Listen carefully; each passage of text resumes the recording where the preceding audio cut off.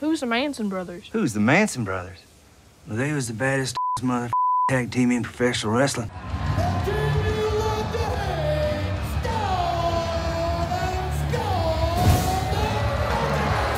Hey everybody, we are back. It's the Manson brothers. My brother has an extremely goofy hat on this week. You're just jealous. What we're doing.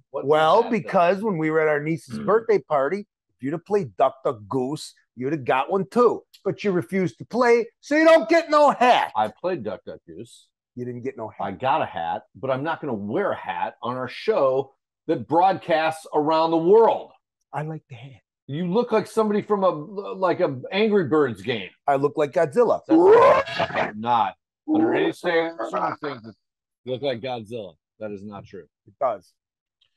This is an intro, so keep your mouth shut while I do this. I'm your host, Stone Manson, 3/4 of the world's greatest tag team. This week we're talking about one of the greatest horror movies of all time, the original, Friday the 13th. And guess who was born on Friday the 13th? This MF right here. So I love this shit. We'll be right back.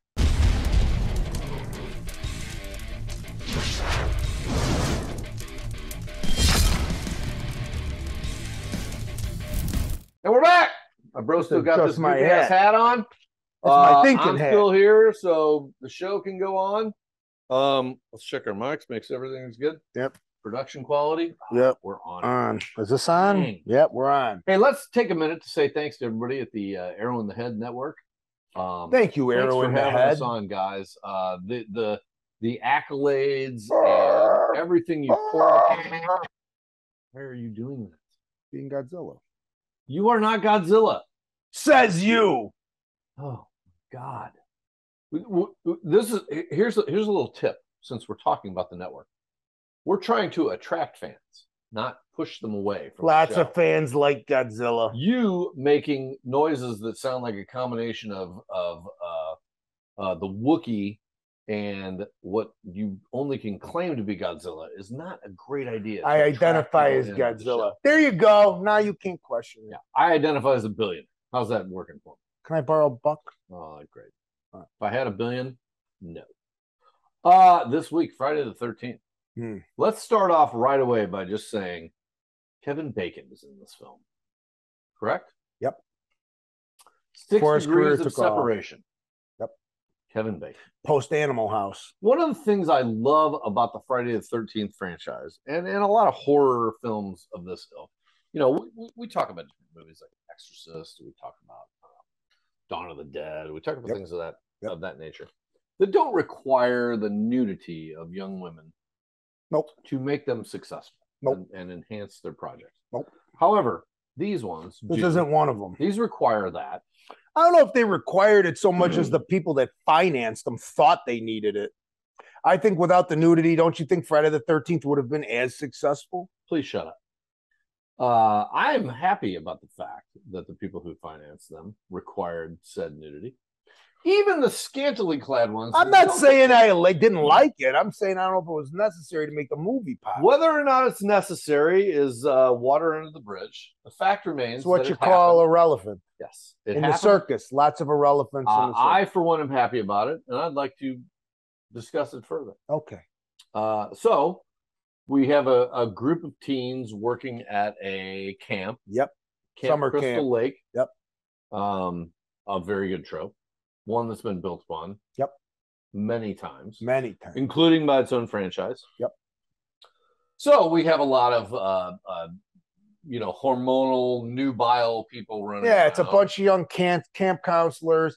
It was like a movie that came out before Friday the 13th, but had the same kind of setup, was Meatballs with Bill Murray, where they're at a summer camp, and they're playing camp counselors, and there's a lot of sexual energy going around. Same thing here, except nothing funny happened. Yeah. The difference is instead of a softball game, we get a murder game. Someone with a machete using it on people. You know, I got to tell you, this movie, I know Halloween was sort of the original holiday slasher, even though it technically wasn't. But they say that was the one to kick off the slasher. I disagree, because Halloween was like 3 or 4 years before Friday the 13th. I think, or it's 2 years at least. Friday the 13th came out in 1980, I believe. Oh. Friday the 13th was the one that kicked off the holiday themed slasher movies. After that, you had, what did you have? Happy Birthday My to Bloody Me, My Bloody Valentine, Prom Night, New Year's Evil, Black Christmas, Black Christmas 74, Silent Night, Deadly Night, Silent Night, Deadly Night. I mean, just a slew. New Year's Evil, Arbor Day. Was it an Arbor Day movie? No, but I think it was a song by Weird Al Yankovic. Oh no, that was Nature Trail to Hell. Great song, Weird Al. Nature Trail to Hell. Wasn't there a Mother's Day? 3D. Yeah, there was a Mother's Day. Mean-spirited film. Whoa. And then there was a Stepfather. Well, that's not a holiday. Yeah, but we said Mother's Day. Yeah, the only one they didn't, I think they had a for Uncle Sam. Born on the 4th of July. No, that's Ron Colvin. But they did have like Uncle Sam. That was a real campy one. And then of course they had the sequels. You have many Halloween sequels, many Friday the 13th. Even I think did they have My Bloody Valentine too? No. Or they just remake it? No, they remade it. Oh, well, there you go. Turtly, anyway, I might add. Yeah, not good. Extremely turtly. Not good. Not good. Anyway, a couple of years ago at a convention, I met the miner. Yeah. From My Bloody Harry Warden. Very cool guy, French Canadian guy. That's a different movie. Great film, though. We'll get to that one later. We will. Friday the 13th, in my opinion, it kicked it off. It did kind of kick off the holiday. However, they never did Thanksgiving, except in that trailer. Yeah, the trailer for a Grindhouse. Yeah, that was pretty cool. Thanksgiving. Isn't that Michael Clark? No, it's Kevin from Underworld. Oh, I forget his last name. Yeah, Kevin's got that great deep voice. Zero or whatever. Yeah. Oh my God, he's great. I love that guy. Anyway, Friday the 13th kicked it off. I think the cool thing about this movie is it where Jaws had a shark theme. Yeah. Friday the 13th had the and when you heard that, somebody's gonna get the chop. Yeah, the chop. And I think the other part about it was much like Jaws, where you had a bunch of kids who were on a beach. Yeah. And much like a lot of these other horror films, you have a group of kids in a camp, and that their first, thing about the camp is not to take care of the camp. No, it's where can we go to fool around? Right. Once all that shit's over, where do we go get drunk, have a few beers, and then fuck around and with play slap and tickle? Yeah. And then the fun starts. I love the old man in that. That's like the forewarner, the prophet of disaster. Yes. He rides around that bike. He was actually a local from the town. Yeah, he had great look. Who was just a kook who they said, this is the guy. This guy should be in the movie. Yeah, and he was great. He was in the second one, too. He's got a death curse. Yeah. He's got that great New England accent. He does. Yeah. It was in the second one also. But what's cool about this movie, aside from the fact that it's a slasher movie, but they really did, if you watch it, they really took time with the plot. It actually sort of is unfolding as a mystery, kind of. Well, and the murders happen to be very graphic, but it really is a mystery film. Unlike the rest of them, it's a whodunit. You don't know who the killer is. I think they reveal at about a halfway mark that the killer is somebody that people know, because the guy's like, "Oh, it was you. You startled me," and then he gets racked, and it's like, so they do, okay, but still, whoever this person is, somebody knows them. They're not an unknown from out of town, like some random drifter. But as we it's find somebody out, they know. It's a vengeful mom. Yeah. And hell hath no fury. And in a way, when she describes what happened to her kid, Jason, you kind of don't blame her. Although she's taking her vengeance out on the wrong people. You send your kid to camp, right? I wouldn't, but sure. And he's there. There's a lake. There's all this other stuff. Yeah. All the counselors are shagging the whole time. Yeah. And getting drunk. I'd be pissed because I wasn't getting any. And your kid drowns. Yeah. I mean, what are you going to do? Did he get any before he drowned? I'd be on the warp. The kid was like 10. Oh. I'd be on the warpath too. Yeah, I agree. That's what I'm saying. Fools left and right. That's what I'm saying. Can you blame her? And by the way, Betsy, who's she's the actress, famous actress, played this person. And when she was offered the Betsy role, Ross. No, whoever it was, she was a very well-known actress. And when she took the role, people were like, "Are you crazy? Are you crazy?" But of all the things she did, that's what she's remembered for playing Mrs. Voorhees. And by the way, does a an excellent job. She's really cool and really spooky too. And she got to be the answer at the beginning of the original Scream. Yes. Right? Who's the killer? Yeah, right? No, Jason. No. Sorry. Yeah. You're getting the chop. It was his mom's. Hell hath no fury, like I said, like a mom scorned. Right, exactly. And also, too, some very inventive, they call them kills now. Well, so let's touch on that. We just got done saying I don't want to touch nothing. If my child drowned at a camp, I would be on the warpath going to slay everyone I could. Yeah. I think the great separator is she takes her time to come up with really inventive ways very inventive ways to kill people, which is not necessary. No. She's like the Milton Bradley of like murdering, right? Like Mousetrap. Like who'd have thought? Like what nut thought that game up? It's not like she walks in with an M16 and just mows everybody down. No, she's like, nah. I could get them all at once, but the movie would be too short. Exactly. Roll the credits. Yeah, we know what it is. Yeah. What's your favorite one? Kill scene. Oh, God, that's so hard for me. It's the initial machete shot, I think. Oh, the girl that gets the axe in the head? Yeah. Oh, that's a good one. Because that was really shocking. Nobody had seen that before. Ever. My favorite is when Kevin Bacon gets the arrow through his neck. Oh, yeah. And I like Kevin Bacon. And well, let's talk about I like bacon. I also like Kevin Bacon. Who doesn't like bacon? I mean, seriously. I don't know. Let's talk about bacon real quick. Wait a minute. You know who didn't like bacon? That guy Pete that used to work down by the deli. And every time we would walk in there, we'd be like, give me a bacon, lettuce, and tomato. And he'd be like, don't eat the bacon. Don't eat the bacon. Not because he didn't like bacon. Well, what was his problem? He didn't want us to eat that bacon. I wonder why. I ate it. It was never no problem. Mm-hmm. I had the shits for a few days after. That's a problem. Maybe. Total problem. Anyway. I never ate the bacon. Anyway, that's my favorite. We get Kevin Bacon. What has Kevin Bacon not done? I don't know. He's done just about everything. I mean, he's got to be the most prophylactic actor of his generation. Is there generation. a guy with a career that, I mean, he was in Footloose? He was Footloose. And the remake of Footloose. Was he in the remake? Yes. Played himself older, I think. No one puts baby in a corner. Nobody, but that's Dirty Dancing. You don't say. Now he's going to get on me because I like Dirty Dancing. I hate movies about dancing. I love movies about Unless dancing. it was Electric Boogaloo. What about, Breaking 2 Electric Boogaloo? Classic title. Or Predator 2 Electric Boogaloo. With the aforementioned Linda Blair. Yeah. Wait, you don't like Saturday Night Fever? Nope. Hey. I would horsewhip you if I had a horse. Would you lay off the skull? I mean, like Al a day on my hair and you wrap Al Pacino. Attica. Come on. That was John Travolta's breakout movie. Yeah. What? Those movies really did well after a while. What? Well, he did Pulp Fiction. Yeah, well, that was like 30 years later. No, Saturday Night Fever was a great movie. He was great in Welcome Back, Kotter, though. He was. It was Vinnie Barbarino. Welcome back. You know what my favorite character was in Welcome Back, Kotter? It's got to be Carvelli. Carvelli?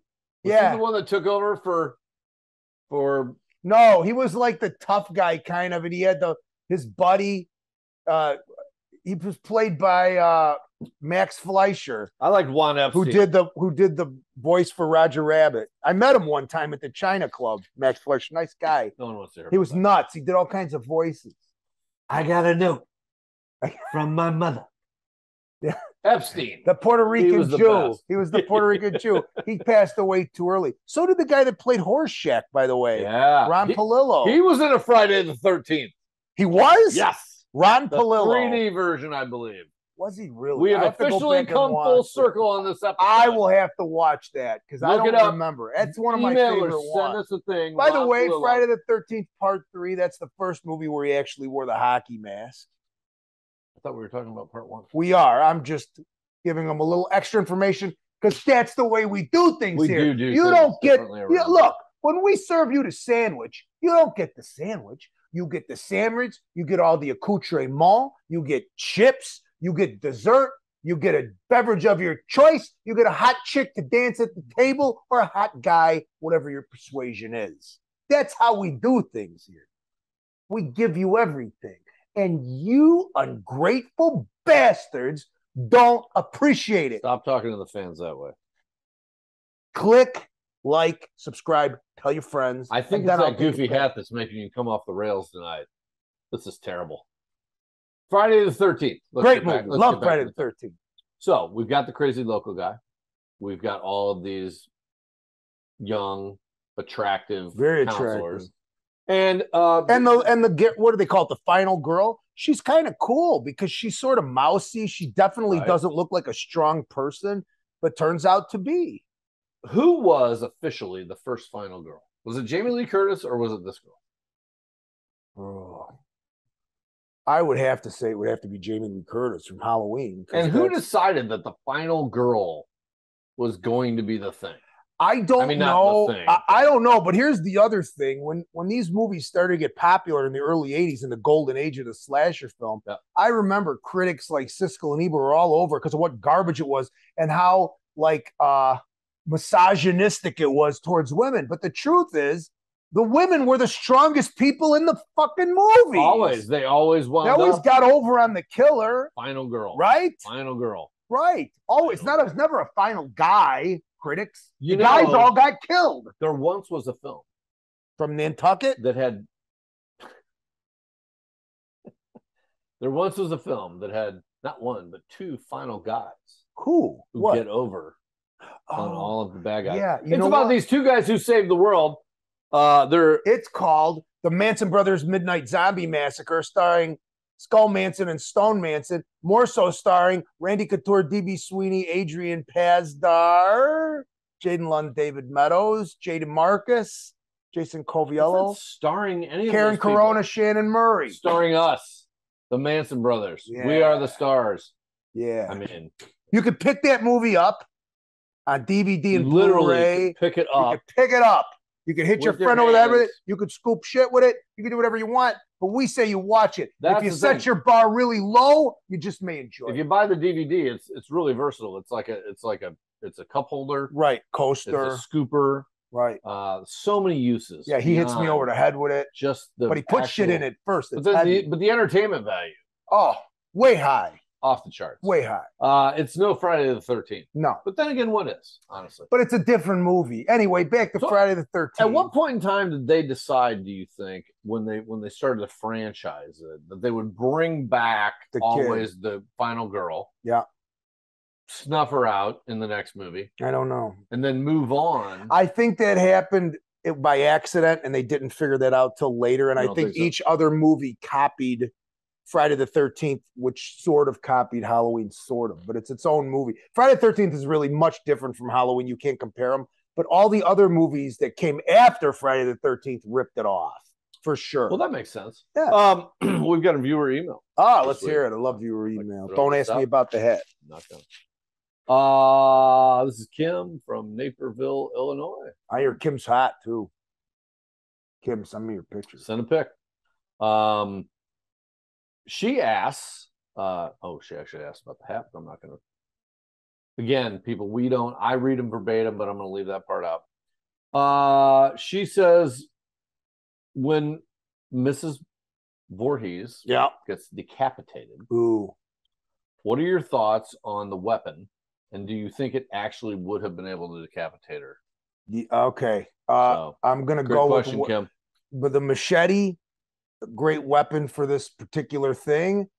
No, I don't think it would have decapitated her. I think it would have cut her really deep and killed her to death, but I don't think it would have decapitated. You have to really swing it hard. And how perfect would it have to be to loop through the vertebrae?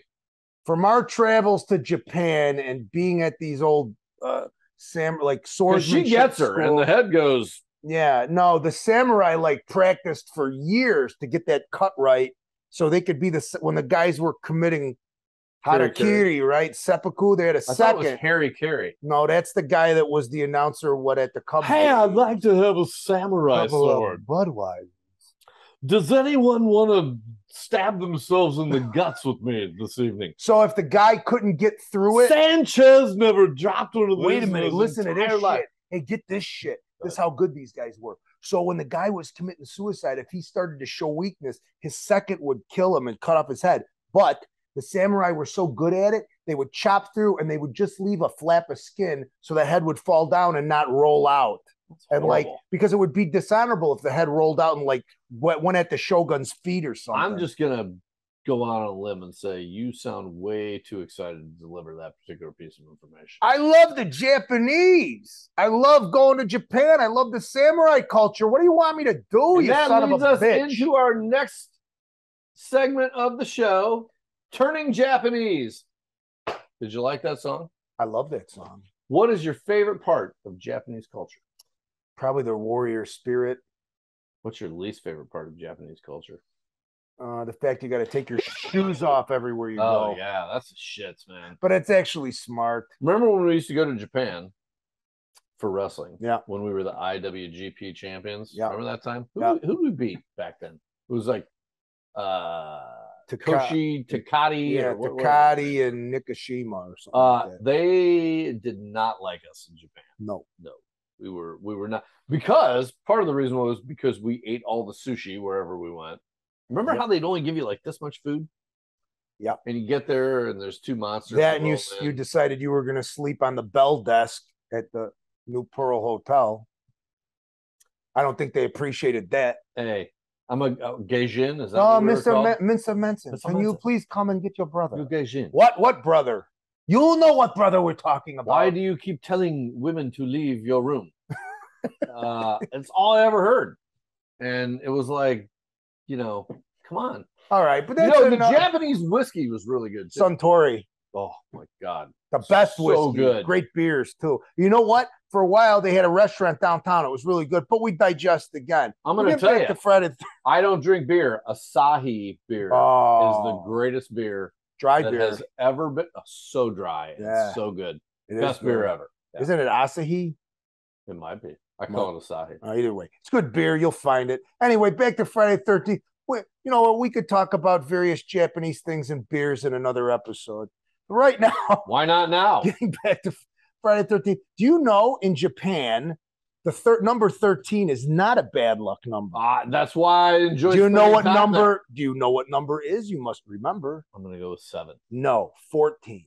14's bad. 14. So you go to Japanese hotels because you were fucking shit-faced. You know what? You know why? Because you're shit-faced. It's the international timeline. I was born on Friday the 13th, but over there it was the 14th. So no, there ain't no 14th story on buildings. They don't like the number 44. That's the worst. Ooh, that's one of my favorite numbers. Yeah, I don't know if that's Asia in general or just Japan, but that's the way it is. Anyway, we're talking about Friday the 13th. They've got an interesting culture over there. They do. Tom Atkins is not in Friday the 13th. Yo Miyako. That's it. I don't think we said it. That's it. Anyway, you know what my favorite part of Friday the 13th? That's my favorite kill. My favorite part of Friday the 13th is actually the part we mentioned where Mrs. Voorhees comes out as the killer. I think that she's so good. If they'd have done another actress that wouldn't have put that part over as well, would have wrecked the whole thing. I think she did a great job. She was so scary in talking about how the counselors were making love and doing all these other things. And she you really kind of feel her pain. Totally. You were like, oh, I totally agree with so viewers, let me know. Did that part, do you identify with Mrs. Voorhees at that point, even though she's doing horrible things? Do you get it? You'd be like, yeah, I could see that. Did she move you with her speech? Because she did move me. I would like to. It does take a lot to move you. Yeah. Ask him. You have a lot of movements. I do. I was trained by the best. I would say I identify with Mrs. Voorhees to using because you like them sweaters that she wore. No. Oh, by the way, I hated turtlenecks back in the 80s. Yeah, me too. That was the turtlenecks, lizard necks, frog necks. There was no proper way to go. No, anyway. I thought, why didn't Mom just strangle us with a belt? That would have been easier. She did strangle me with a belt a couple of times. I'm just saying. She's yelling at me. What does pinche mean anyway? Pinche, cabron. Man. Strangulation. All right. Anyway. Hey, look, it's time to take this home. This has been a great episode. Friday. Did we even talk about the movie? We did. We absolutely did. It's a great movie. It's a fucking classic. You should check it out. 100%. It's a great film. It spawned a million other horror movies. And unlike a lot of other movies, when you go back and watch it, it really holds up. It does. It's not like, there's 100%. Some movies we watched we liked when we were younger, and we go back and watch and we're like, This is a piece of shit. I think the moral of the story too is that if you're going to engage in carnal sex stuff or drinking or premarital sex and drinking, you are definitely going to get killed by a slasher. So right. Kids out if there, the 80s taught us anything, it's that teenagers having sex, abstain, or you're going to get your head lopped off, or an arrow. But if you abstain, your head might explode. It might, but so it's a double-edged sword. It's the chance you take. But don't. Here's the other thing: if you live next to somebody named Voorhees, you might want to check out their family background. Yeah, I'm just saying. Maybe move, pick up, check off in a new suburb. Yeah. It's been another great week. Carlos, tell them where they can get the goods. Let's you pay can the get bills. the goods. You can get a mug if they're not sold out. You can get a Blu-ray or a DVD. You can get these great pictures we got of us. You can get a die-cast metal car from the Lionel Train Company. You can get one of these ducky hats. Lionel Racing, but or whatever. We'll sign them all for you, even if you don't want us to, because that's the kind of guys we will 100% do that. MansonBrothers.com. You can find us on TikTok at The Stone Manson and Real Skull Manson. Check us out. Drop us a line at MansonBrothers.com. Ask us your questions. We'll always answer you back. Put your shopping carts away. We love you guys. We'll see you next week. Back with some more great stuff. Don't shit your pants.